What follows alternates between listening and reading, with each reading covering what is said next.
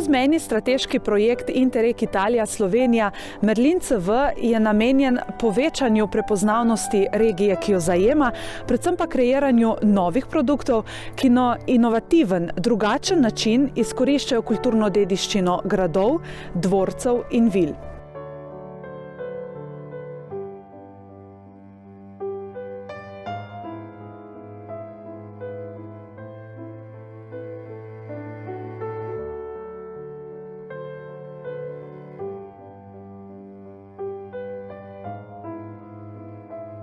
V občini Pivka, ki je eden od partnerjev tega projekta, so aktivnosti usmerjene predvsem v dvorec Ravne in Šilen tabor, na katerem je nekoč stal največji utrjeni kompleks na Slovenskem.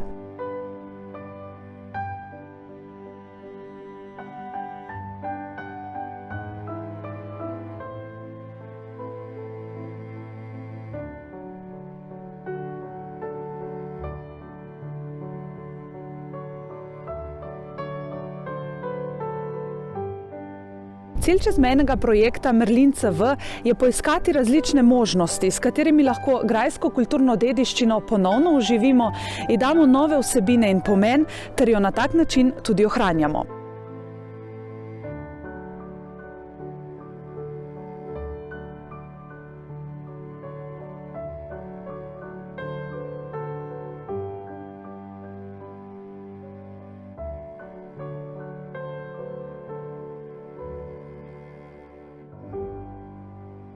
Primer dobre prakse ohranjanja in izkoriščanja potencialov kulturne dediščine smo tokrat poiskali čez občinsko mejo na Ilirsko-Bistriškem.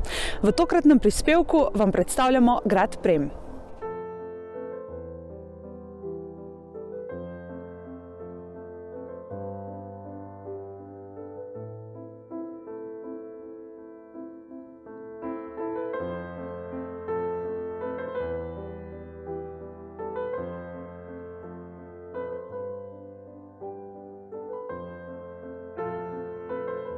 Nad slikovito dolino reke Reke kraljuje eden najstarejših gradov v Sloveniji, grad Prem. Svojo impozantno arhitekturo in živahno zgodovino priča o strateški pomembnosti teh krajev od antike pa vse do konca 19. stoletja. To področje je povezovalo dolini Pivke in Reke z notranjostjo Istre, zato so številni želeli nadzor nad njim. In to je uspelo prav Vošalku II. Devinskemu, ki se najverjetneje skriva pod imenom UDD Prem v neki listini iz leta 1213. In to je tudi prva znana omemba vasi Prem.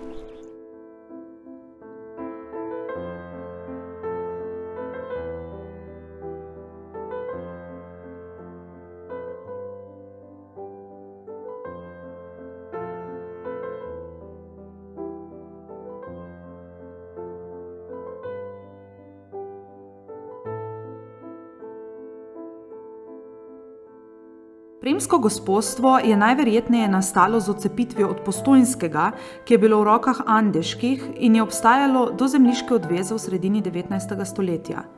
Ustanovili so ga devinski grofje, ki so veljali za najmočnejše vazale oglejskih patriarhov. Devinski so se v 14. stoletju zbližali z goriškimi grofi, sredi stoletja pa vstopili med vrste Habsburžanov. Takrat so torej Habsburžani z temi devinskimi posestmi tudi prvič prišli do morja. Tega leta se tudi prvič neposredno omenja grad Prem, torej kot Castrum Prem. No, leta 1399 so pa devinski po moški liniji izumrli, njihova posestva pa so prišla v roke valzejskih. Grad je bil najprej skromen romanski palac z notranjim dvoriščem in obdan z obzidjem.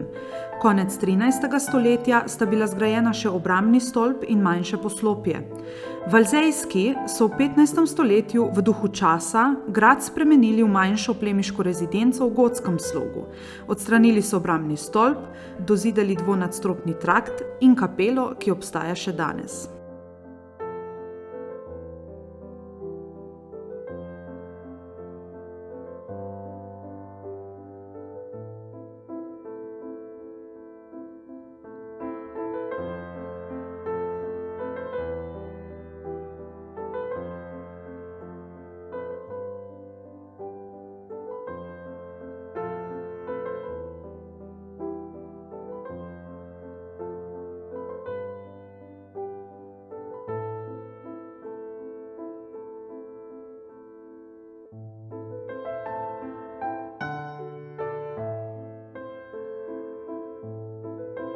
Od leta 1470 do leta 1472 so bili Valzejski primorani prodati njihova posestva Habsburžanom, torej Frideriku III.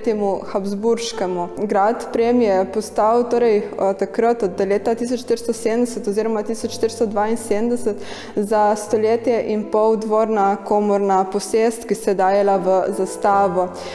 Upravitelji gradu so bili na primer Oberburgi, katerih grb je še vedno ohranjen na notranjem grajskem dvorišču in pa na nagrobni plošči, ki je vzidena na zunanjščino cerkve Svete Helene tukaj na Premu. S turškimi vpadi v porečje reke Reke se je grad začel spreminjati v utrdbo in protiturško pribežališče oziroma tabor za okoliško prebivalstvo. V tem času je grad upravljala rodbina Ravnah, ki ga je dodatno zaščitila. Zgrajeno je bilo zunanje obzidje z jarkom in dvižnim mostom ter stolpom. Zaradi turške nevarnosti je bilo takrat zgrajeno tudi zatočišče v Podtaboru, ki je spadalo pod premsko gospostvo, na Šilem Tabru pa je nastala protiturška utrdba.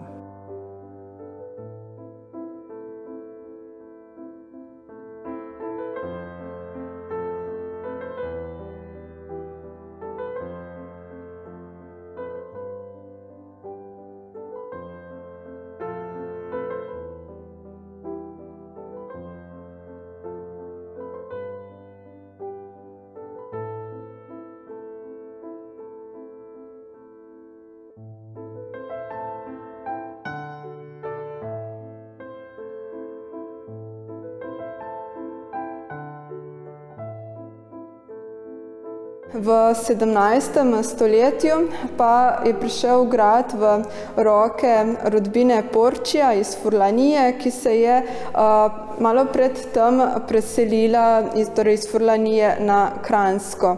In prav v tem času, torej v času rodbine Porčija, je grad dobil približno tako osnovo, tako podobo, kot jo ima danes. Dozidano je bilo notranje stopnišče, prenovljena je bila grajska kapela, zgrajene so bile arkade na notranjem dvorišču. Na njem je bila v času arheoloških raziskovanj v 80. letih prejšnjega stoletja odkrita tudi grajska ječa iz tistega časa.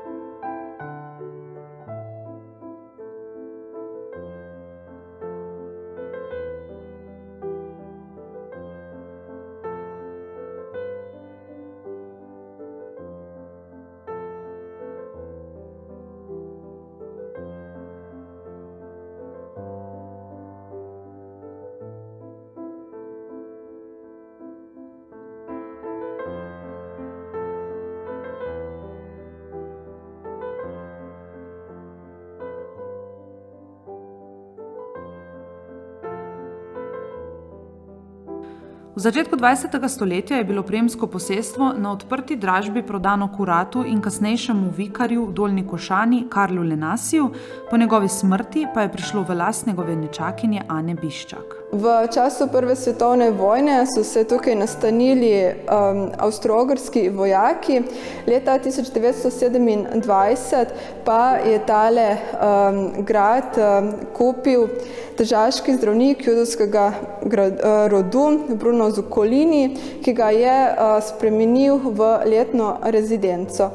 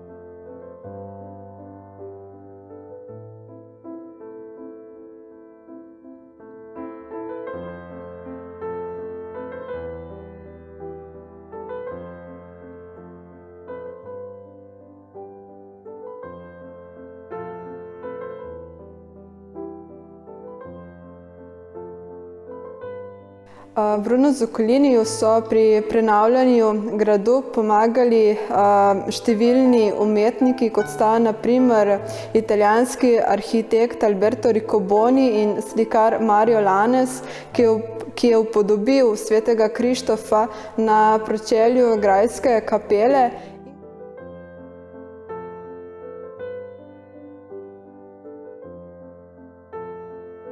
Lanes je poslikal tudi slavnostno dvorano. V spodnjem delu je upodobil alegorije letnih časov in boginjo Diano na lovu.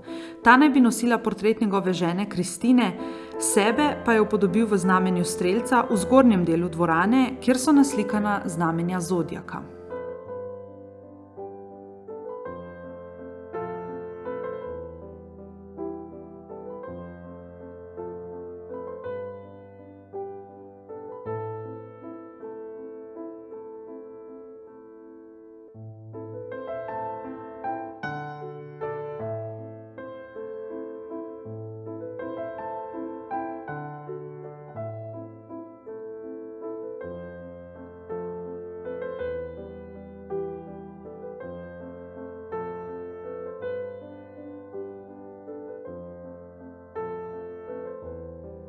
Bruno Zuccolini je bil tudi strasten zbiratelj orožja in vojaške opreme.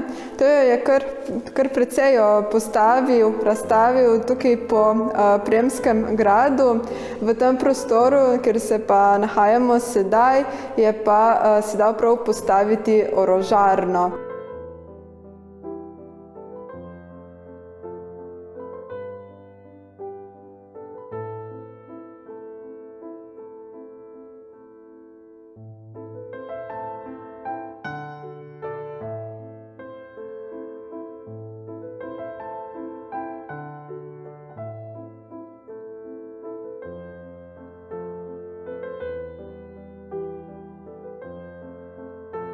V obnovi gradu so se zrcalile simpatije Zuccolinija do fašističnega režima in naglo razvijajočega se italijanskega nacionalizma.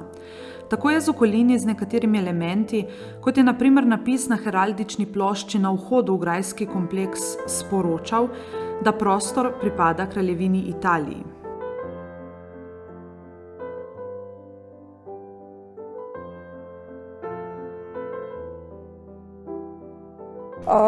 Zanimivo pa je, da je malo pred tem, ko je prišel Bruno Zuccolini na grad Prem, torej malo pred tem, ko je tale grad odkupil, da je pa slovenski akademski slikar Tone Kralj upodobil oziroma poslikal tole Premsko cerkev Svete Helene tukaj na Premu in s svojimi poslikavami sporočal obratno od tega Bruna Zuccolinija, da ti kraji ne pripadajo Italijanom, kraljevini Italiji, ampak da pripadajo Slovencem, torej kraljevini SHS. Tako da se tukaj prav pač odvija bitka na simbolno-znakovni ravni. Po drugi svetovni vojni je bil grad nacionaliziran in torej tukaj na gradu so bila urejena socialna stanovanja za vse tiste družine, ki so izgubile svoje domove v času vojne vihre. V 80. letih prejšnjega stoletja so tudi tukaj potekale arheološke raziskave, začela so se tudi konzervatorska raziskovanja. Z osamosvojitvijo Slovenije, torej leta 1991, je pa grad postal last občine Ilirska Bistrica, ki je nadaljevala z obnavljanjem gradu, ki se je začelo že v času socialistične Jugoslavije.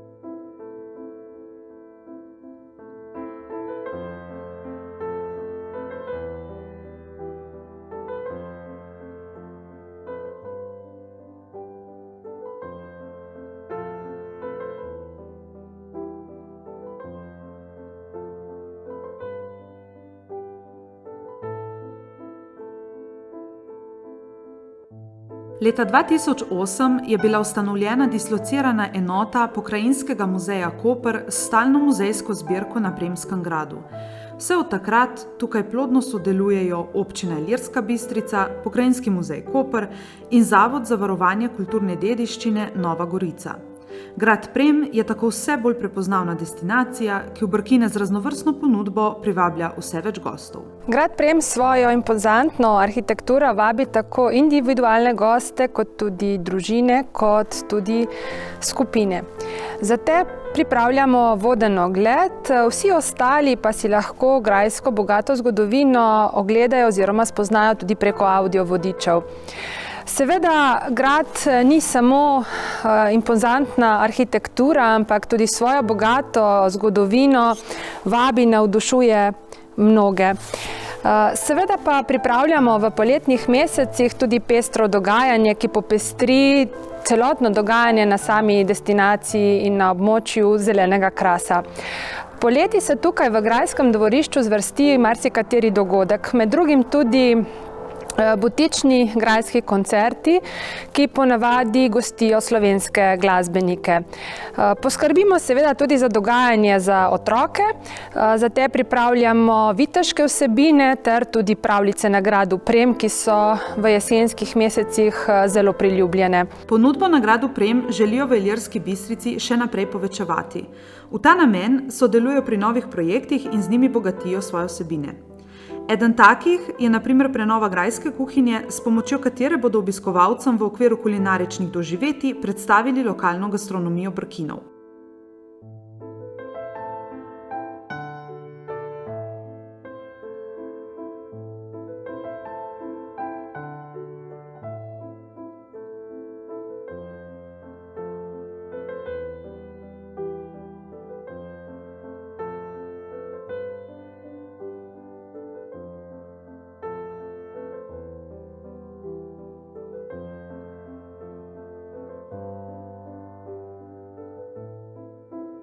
Trend razvoja v turizmu pa že nekaj časa teče tudi v smeri digitalizacije kulturne dediščine, kar je dobilo poseben pospešek v času pandemije. Digitalizacija je namreč postala eden od ključnih ukrepov pri opozarjanju na ponudbo in vzdrževanju stikov s širšo javnostjo. Digitalizacija pa je tudi skupna točka dveh projektov, že omenjenega čezmejnega Merlin CV in operacije, ki jo v letošnjem letu izvaja regionalna razvojna agencija Zeleni kras. Tako, na regionalni razvojni agenciji smo v lanskem letu začeli izvajati projekt digitalizacije, ki ga izvajamo v sodelovanju z različnimi partnerji v destinaciji Zeleni kras. Gre za projekt, ki ga podpira Ministrstvo za gospodarski razvoj in tehnologijo, v sklopu katerega želimo dejansko dobiti kvalitetne 3D modele enot kulturne dediščine, ki bodo bili seveda uporabni za različne namene. Zakaj smo se morda odločili za digitalizacijo turističnih ali pa kulturnih enot? Predvsem zaradi tega, da dobimo kot destinacija nekaj novih tehnologij, ki bomo lahko uporabili v prihodnje na področju razvoja novih turističnih produktov. Del, ki je še posebej pomemben, pa je tudi ta, da seveda z digitalizacijo, z zajemom 3D modelov pridobimo posnetek stanja danes in na tak način tudi ohranimo enote kulturne dediščine za vse naslednje rodove in za zanamce. Za namene projekta so bile izbrane 4 enote kulturne dediščine na območju Zelenega krasa. Grad Prem, Ravbarjev stolp v Planini, enota kulturne krajine Cerkniškega jezera in dvorec Ravne v Pivki.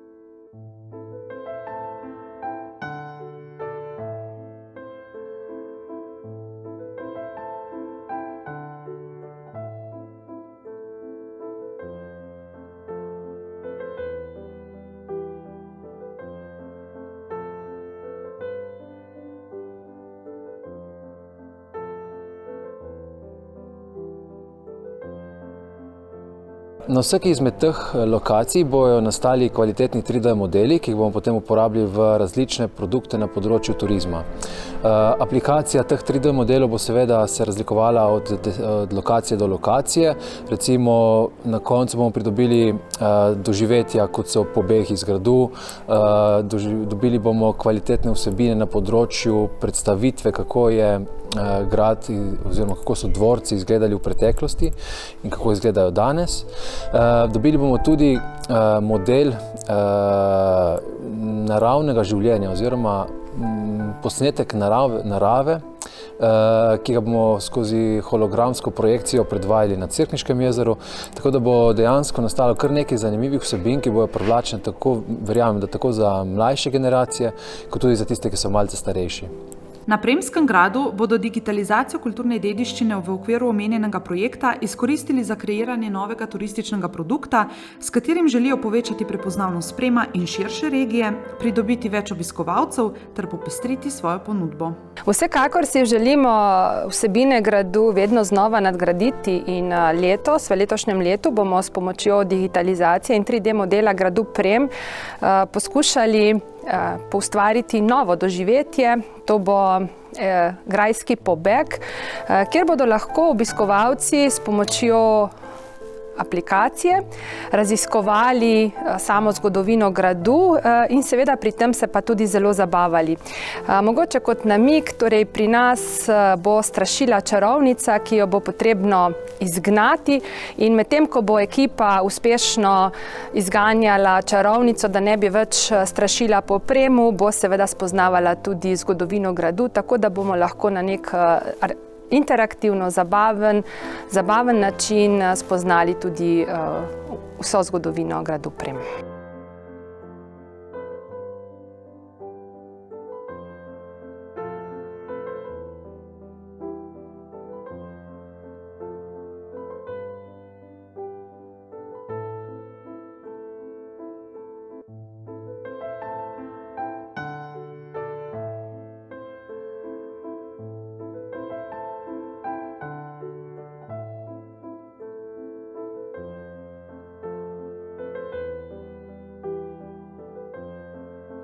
Grajske dediščine torej ne gre zanemarjati. Da je še kako živa, z ogromnim potencialom in zanimiva za obiskovalce, nas opozarjajo številni novi produkti, tako lokalni kot čezmejni.